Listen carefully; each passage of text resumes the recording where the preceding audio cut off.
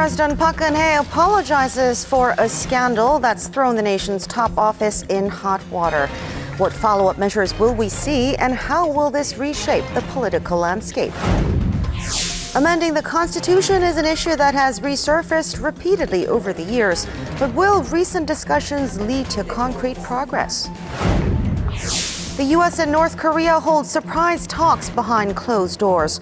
Seoul and Washington are downplaying the significance, but could it signal a change of course? All this right ahead.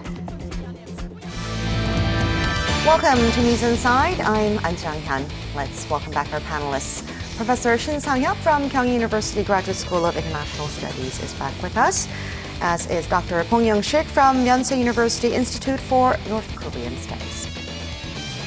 A complex web of accusations involving the nation's top office was further thrust into the spotlight this week after President Park Geun-hye issued an unexpected televised apology. What's this all about? Take a closer look. 이유 여하를 막론하고 국민 여러분께 심려를 끼치고 놀라고 마음 아프게 해드린 점에 대해 송구스럽게 생각합니다. President Park Geun-hye addressed the nation this week, apologizing for leaked documents from the presidential office of Cheongwade. The scandal stemmed from suspicions about funding for two organizations known as the Mir Foundation and the K Sports Foundation. The country's big business lobby, the Federation of Korean Industries, and other large companies provided funds worth $70 million for the two bodies. At the center of the two groups is an individual known as Bi선실세, who had been the president's confidant long before she took office. A report from a local news organization showed Che had direct access to the president's speeches before they were made public, leading to the president's televised apology. 최순실 씨는 과거 제가 어려움을 겪을 때 도와준 인연으로 지난 대선 때 주로 연설이나 홍보 등의 분야에서 저의 선거 운동이 국민들에게 어떻게 전달되는지에 대해 개인적인 의견이나 소감을 전달해주는 역할을 하였습니다. The problem is, President Park still has nearly a year and a half left in office. Given the gravity of the issue, the concern is that it could cripple state governance, highlighting the need for bipartisan efforts to overcome the current situation. The person at the center of all this is Ms. Choi Soon-sil, considered a longtime friend and confidant of the president. What did you think about the president addressing the nation over this issue? Well, I think about the address itself, maybe the president want to explain the case to the people, to persuade people to understand this case. But I think it was not enough. I think this is just the beginning of another round of the confusion in the Korean politics. Well, in every aspect, it was very sad. What were your thoughts, Dr. Bong? Just like Professor Shin, I felt sad and devastated because just like most of South Koreans, there was a very strong hope, widespread hope to wish her success as the first female president. And her apology, in my personal opinion, was a little too late, too short, still leaving too much to be criticized because it was not a live, delivery of the message. It was recorded, right? It was only 2 minutes long, and there was no promise of, full inspection and probing of the case. And she did not really acknowledge most of the allegations of the unlawful involvement of Ms. Choi Soon-sil in the public affairs. According to the subsequent media reports, her involvement and interference in the government affairs has a longer history and covering a lot more ground. So, as Professor Shin said, that there will be more probing investigation and scandals initiated by the media in near future. As for the president's speeches, can the fact that she received help from someone else be a problem? If the person was fulfilling official duty on request by the person in charge, then that would not have become an issue. But Ms. Choi Soon-sil did not have any official capacity. So, leaking the president's speech or the sharing very sensitive official information on important matters related to domestic affairs or foreign policy is a serious crime. I'll cite two examples. When President Roh Moo-hyun stepped down and handed over the power to the next president, President Lee Myung-bak, there was a small scandal because the former President Roh Moo-hyun did not want to follow the official protocol to have an access to some sensitive documents related to a national security policy of South Korea as a process of writing his own memoir. But Lee Myung-bak government was very adamant in insisting upon observing the protocol. Despite some feuds between the two presidents, the matter was settled in favor of keeping the official steps. Right. And the second case is the President Park Geun-hye herself, when there was a scandal related to so-called three major power holders surrounding President Park Geun-hye. When the newspaper 세계 일보, cover the story, then she vehemently denied the veracity of the report and punished the government officials who was related to, alleged to this scandal by leaking information or the record of internal meetings in the Blue House to the media. She said, quote, even the intentions are not known fully, leaking official documents from the Blue House was something that could never happen under any circumstances. This constitutes a violation of the very discipline of the nation. This is her own words, commenting on a very similar case. And the magnitude of this scandal this time is far higher. So she has to live up to what she had said on a similar case. Yes, more investigations are needed, and it is not clear what else will be uncovered. But what do you think the overall ramifications of this scandal will be? The thing which I really the concern about is, well, the distrust in the Korean society. After the address, President address about this case, well, so many things are, revealed. And there are many rumors. Those kind of rumors would run in Korean society.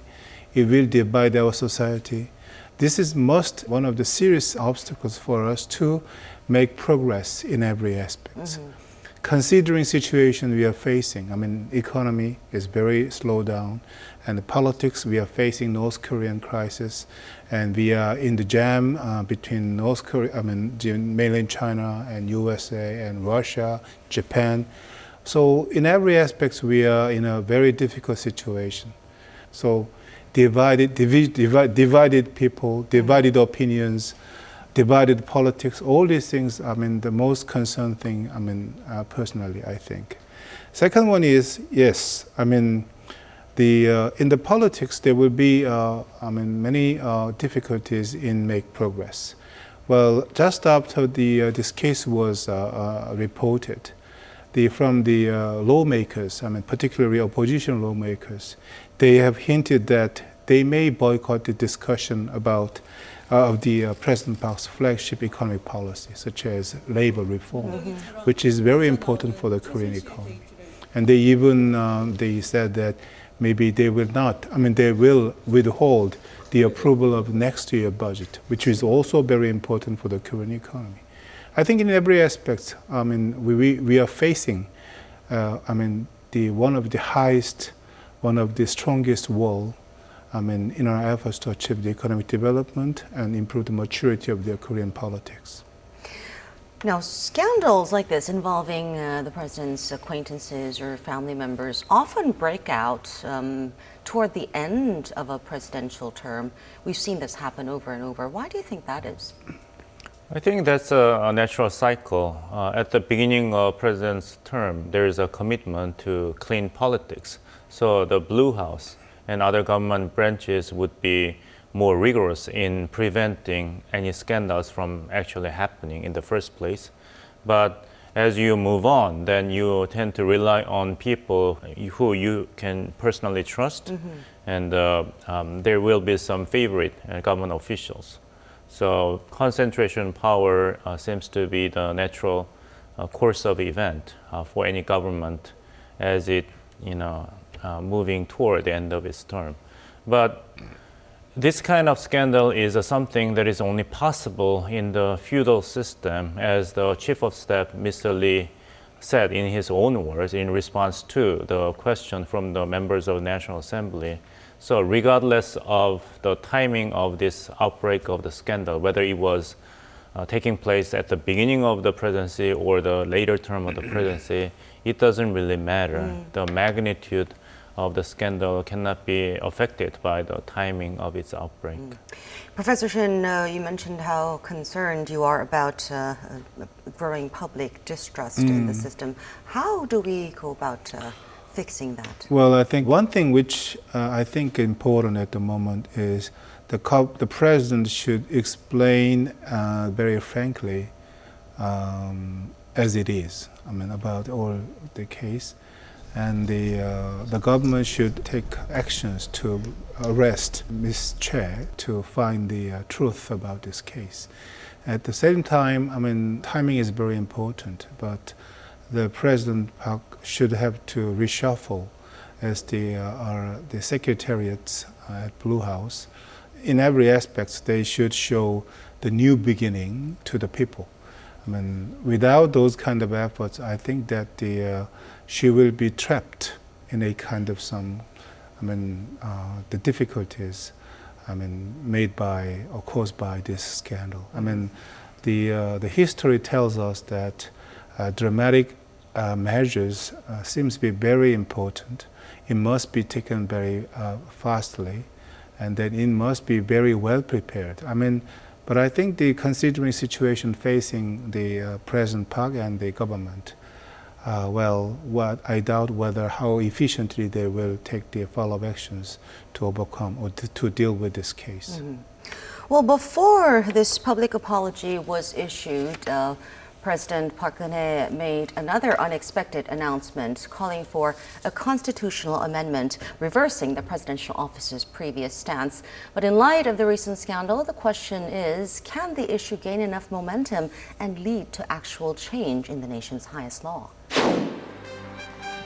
저는 오늘부터 개헌을 주장하는 국민과 국회의 요구를 국정 과제로 받아들이고 개헌을 위한 실무적인 준비를 해 나가겠습니다. 임기 내에 헌법 개정을 완수하기 위해 정부 내에 헌법 개정을 위한 조직을 설치해서 국민의 여망을 담은 개헌안을 마련하도록 하겠습니다. Active discussions about revising Korea's constitution have been in motion since the 20th National Assembly started its term. Reversing the presidential office's previous stance, President Park Geun-hye on the 24th announced the government will start making necessary preparations. Korea's constitution has been amended 9 times since its birth in 1948. It has been 29 years since the most recent revision in 1987, which confirmed a 5-year single-term presidency. Calls have been growing for a change in the system of government. Last month, lawmakers created a group pushing for a constitutional amendment, with some 200 members taking part. But the ruling and opposition parties each have their own thoughts on how things should be changed. 또 우리가 어떻게 생각하느냐가 문제가 아니라 개헌은 그야말로 국가적인 아젠다라고 생각을 합니다. 그런 정략적인 것도 숨어 있지 않는가 그렇게 생각은 하지만 어떻게 됐든 우리는 개헌 논의에 활발하게 참여를 하자는.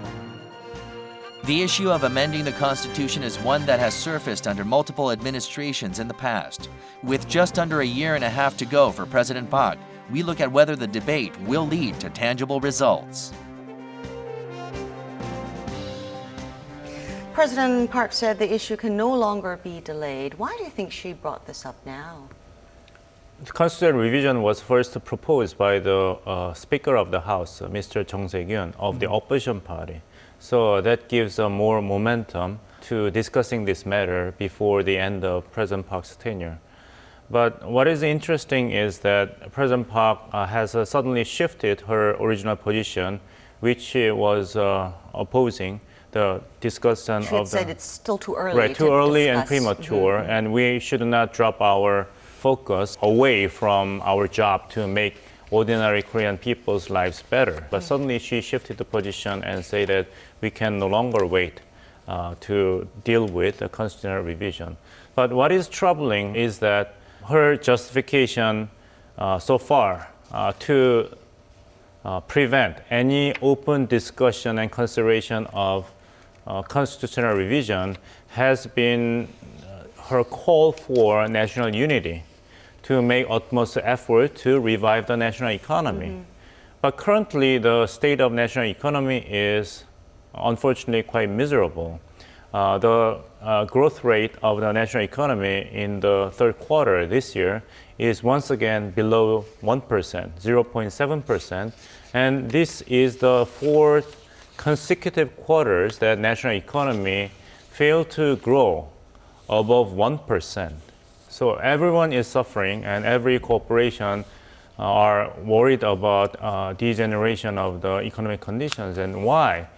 Despite this economic climate, President Park justifies that it is an opportune time to discuss constitutional revision. So the justification is not really there for President Park to persuade the members of National Assembly. Well, revising the Constitution is something that had been discussed many times in the past within political circles, especially close to the next presidential election, right? Yes. Why do you think it never gained traction Well, back then? first of all, the strong candidates, they did not want to change the Constitution because under the given circumstances, they calculate the possibility to be elected as a president. If they think that there are more possibility to be elected, they did not want to change the rule. Lastly, to take the initiatives, in the discussion about the constitutional revision, the person or the political party should have enough the capacity to form the public opinions, to lead the public opinions to the direction which they want to go. But I think we do not have such a powerful politician. We do not find, such a powerful political party which could have the initiatives informing the discussion about the constitutional revision. Maybe these are the reasons. Well, the bill for the constitutional revision requires the absolute majority at the National Assembly. Right. And in terms of sheer number of members in the so-called study group, for constitutional revision at the National Assembly, the bipartisan study group, the number is already above or very close to the line to propose the bill for constitutional revision. But as you correctly point out, that it is the public opinion and sentiment whether they would support the National Assembly's decision in this political climate when all the attention is focused on the scandal and the presidential power is very lacking and fragile. And the politicians who might be tempted to lead this public opinion in favor of revising constitution will be quickly accused as somebody who's not really interested in protecting the social justice, just focusing on maximizing personal gains. So you think this time around too, it's going to be all talk, little action? All talk, little action. And I'm sure that many of the politicians, especially presidential hopefuls, would want to stay away from this constitutional revision idea, at least for a while. Well, President Park's announcement has brought the issue of constitutional revision to the fore. So what are the legal proceedings? Take a look. A proposal to revise the Constitution can be submitted either by the President or with support from over half of the National Assembly's lawmakers. If over 2/3 of the country's legislators vote for the amendment, it is then put to a national referendum. A majority vote from the public leads to the promulgation of the revised Constitution, which then takes effect. Constitutional revision has become an issue not only in Korea but in Japan and Turkey as well. What are the focal points in those debates? Well, Prime Minister of Japan, Shinzo Abe, has all along been, tossing the idea of revising constitution as a way of settling the post-war legacy and making Japanese people, especially the new generation, proud of their history. But the procedure to revise constitution in Japan is extremely difficult. First, you have to have a 2/3 majority in both houses of the Diet, upper and lower. Then the referendum will be put to people's vote, and you have to gain the absolute majority to pass the bill and have the new constitution, as stipulated in the Article 96 of the Japanese Constitution. And whether the new constitution of Japan will be only changing the so-called the peace article, Article 9, or it'll be an overhaul of the post-war constitution of Japan. That's a very tricky matter, right? So what Prime Minister Abe did, I think that was really smart, was that he did not go after revising the Article 9 of the Constitution and allow Japanese self-defense forces to become a full-blown regular military, and Japan would become so-called normal country. Right. He focused on gathering the public opinion in favor of making the procedure to revise the Constitution easier. So he was tackling not Article 9, but Article 96. So when he was celebrating the opening game of the Japanese professional baseball season by participating as an umpire for the ceremonial pitch, he wore the Yomiuri Giants uniform, and the back number was 96. But I don't think the constitutional revision procedure in Japan will be changed. So accordingly, it will be very unlikely for Japan to be able to change the post-war constitution in near future. And in case of Turkey, because of the President Erdogan's reactions to the military coup, increased the public concern about the authoritarian government, so that unless the president will be successful in appeasing public concern about too much concentration of power in the hands of president, then revising the constitution so that Turkey will become from parliamentary system to presidency. That's a long shot. Yeah. Well, the central points for us would be how we're going to change the current system of a single-term 5-year presidency. I think there's a consensus between the ruling and opposition parties that we need a revision, but as for the details of the revision, they must have different agendas. Yes, they do. The first one is in her address, President Park Geun-hye empathized that she wants to finalize all procedures for the constitutional revision within her term. Right. So, on the top of that, she also emphasized that government will take the initiative role in the constitutional change. About this one, certainly the opposition lawmakers have very different opinions. They said that the government and the president should be away from the constitutional revision procedure. They will take the initiatives. So this will be one of the hot issues. A second one was, I think this is personally will be very important. That means in her speech, in her address, she did not explain about the governing system, which will be included in the new constitution. Well, as you know well, right now we have 5-year single-term system. But so far, there have been many discussions about different governing systems, such as 4 years 2-term system and the cabinet system even. Well, there are several other governing systems. But this will be one of the more, very important issues to be discussed between two political parties. A constitutional amendment requires first and foremost a public consensus. We went out and asked some members of the public what they thought about revising the Constitution. In a survey of lawmakers from the 20th National Assembly shortly after they started their term, The largest number of legislators who supported a revision said they would prefer to have a 2 4-year term presidency. Members of the public also shared this sentiment, with the most number of people also supporting that system, followed by a semi-presidential system and a parliamentary system. 미국과 똑같은 4년 중임제 정도를 바라는 바예요. 그래야 국가 정책이나 실행이나 완성도를 좋은 결과를 내줄 수 있을 것 같아요. 4년 중임제 관련해가지고는 찬성이고요. 중임제도 마찬가지지만은 이제 투표 방법 같은 경우에 이제 선거구라든지 선거 자체 관련 제도도 정비를 했으면 좋겠습니다. 개헌이 이루어진다면은 지금처럼 너무 좀 행정부 수반 대통령한테 권한이 집중되는 것보다는 좀 더 확실하게 민주주의의 근간이 상권 분립에 좀 더 원래 모습에 좀 더 다가가는 그런 좀 정치 형태가 좀 되었으면 좋겠습니다. This is all happening at a time when Korea has just about a year left until the next presidential election. What kind of impact do you see this having on the presidential race?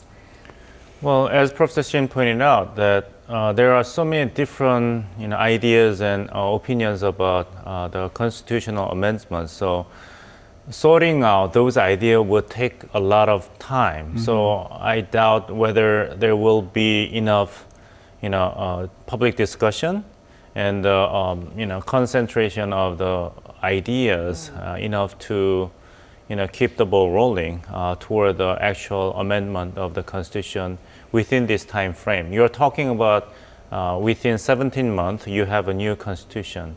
I think that is not enough amount of time for revising anything as important as one country's Constitution. But it'll be a good opportunity for Korean public, scholars, and politicians to think about what kind of nation we would like to establish our country. On the other hand, the current constitution, despite all these controversial aspects, is the brainchild of a very proud history of Korea's ascendancy as democracy, based upon so many people's sacrifices and contributions. So any constitutional amendment should be made in a way to uphold this proud history of Korea. For now, we'll have to wait and see whether that can actually opens within President Park's term. Let's move on to our last story of the week. As the international community looks for ways to ramp up pressure on North Korea for its series of nuclear and missile tests this year, Washington held informal talks with Pyongyang in Malaysia this past weekend. How did this come about? We have more details. On October 21st, diplomatic officials from North Korea and former U.S. government officials held informal talks in Malaysia. Seoul played down the significance of it, saying it carries little weight, being held on a private level. But the gathering did gain much attention at a time when tensions between Washington and Pyongyang are extremely high because of the North's continual nuclear and missile tests. In July, Pyongyang had announced it would cut its so-called New York Channel, its only route for diplomatic exchanges with Washington. Meanwhile, before the unofficial meeting took place, the foreign and defense ministers from Seoul and Washington discussed ways to deal with North Korea's nuclear ambitions. With just 2 weeks left until the U.S. presidential election, is Pyongyang looking to get a closer look at potential policies toward the regime? We take a closer look at what the recent meeting may signal. This must come as a surprise to many people because Washington had been so vocal about sanctioning North Korea. So what do we make of this meeting? Who do you think proposed it? Well, there is a mutual agreement that it doesn't harm to agree on just open dialogue. Interesting point is that the North Korean side are all official members of the government, but the U.S. side are not those who are actually in charge of North Korea policy They're of the former Obama officials. Obama administration. So the United States has nothing to lose because they are participating in this conversation for the purpose of just giving giving both sides a chance to exchange open views about wide range of issues without having to carry any official obligation responsible for the remarks. And we have to also remember this is not the first time that Washington agreed on this kind of contact with North Korea on nuclear and missile matters.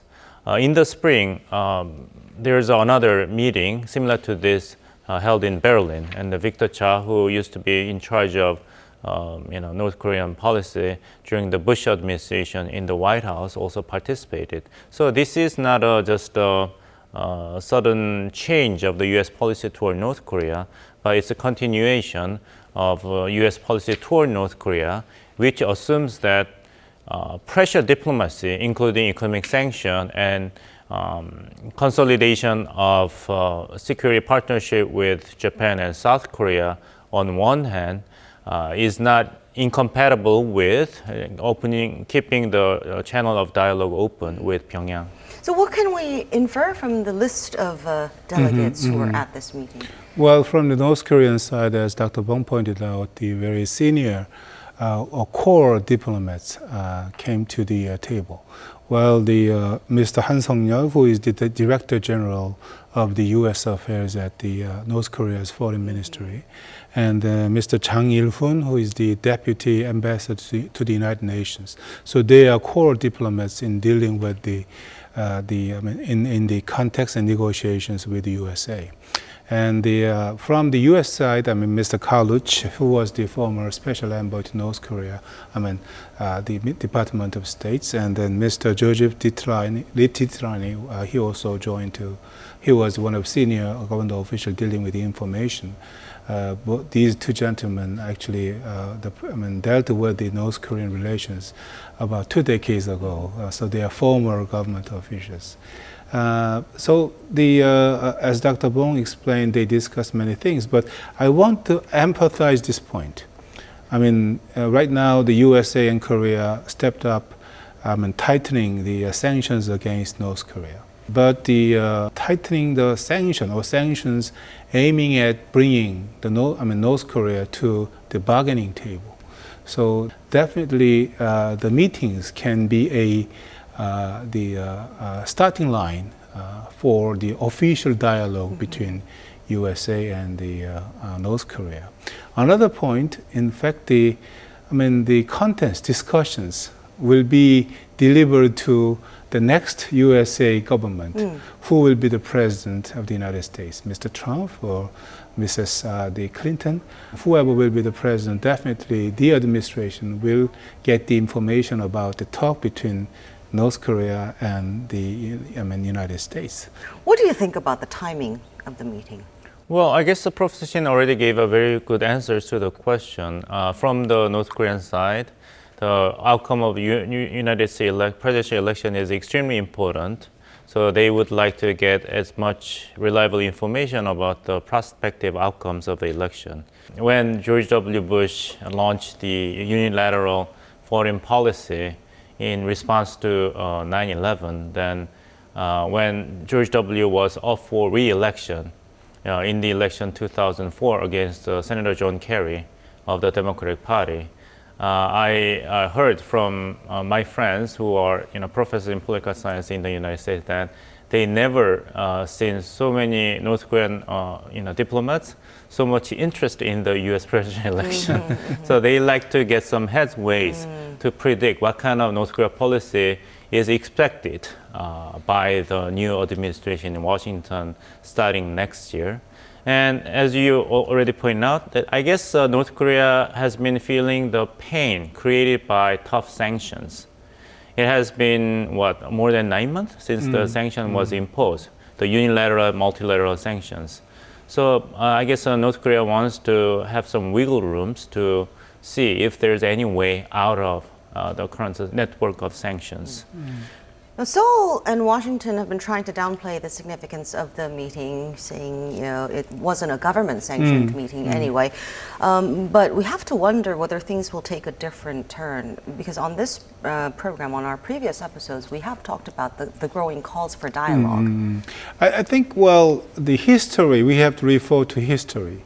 The history tells us, one thing very clear. Nothing has been achieved by unilateral sanctions against some country or a country.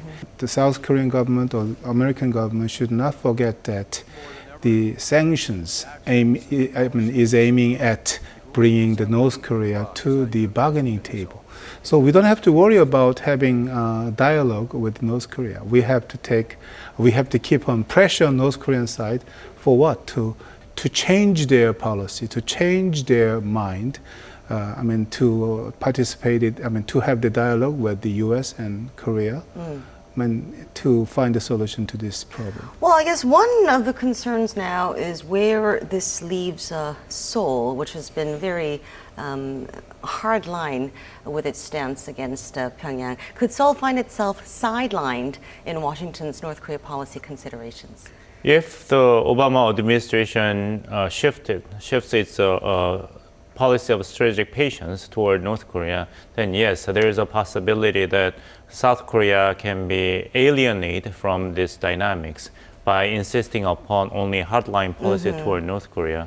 So there is a good reason for Seoul to diversify, the strategic portfolio dealing with the nuclear North Korea. Because we have precedent. Coincidentally, one of the participants from the U.S. side in this talk with North Korea in Malaysia is Dr. Bob Gallucci, who was in charge of making the agreed framework in 1994 with North Korea. The nuclear framework. Framework.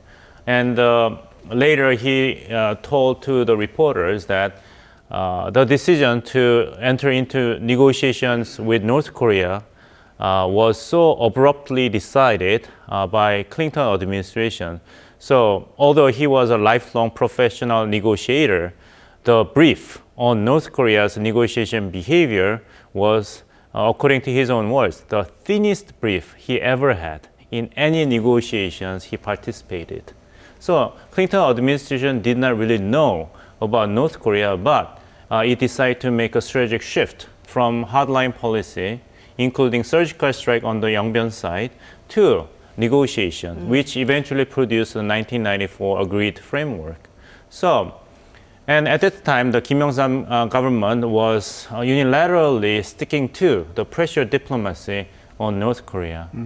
So belatedly, South Korea joined the creation of the KEDO, Korea Energy Developmental Organization. So we have to learn lessons from our past experience dealing with nuclear North Korea and how we can keep our own policy in harmony with that of the United States this time.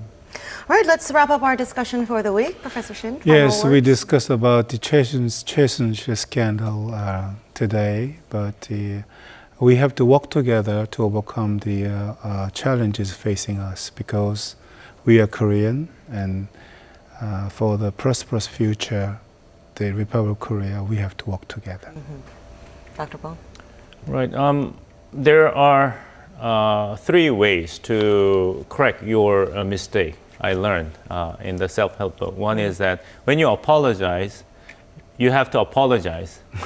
So you have to admit what you have done wrong, and you express your regret, and you promise future actions in compensation for the mistake. So I think there's a lot more opportunities left for President Park to escape from the current crisis and regain the trust of the South Korean people. Because at the end of the day, regardless of their support or disagreement with the Park Geun-hye administration, and regardless of their political ideologies, there are so many South Koreans who are hoping the Park Geun-hye administration to be successful. Well, thank you two very much for sharing your thoughts with us today. Thank you. That is all for this edition of News Inside. Thanks for watching. We'll be back with more next week.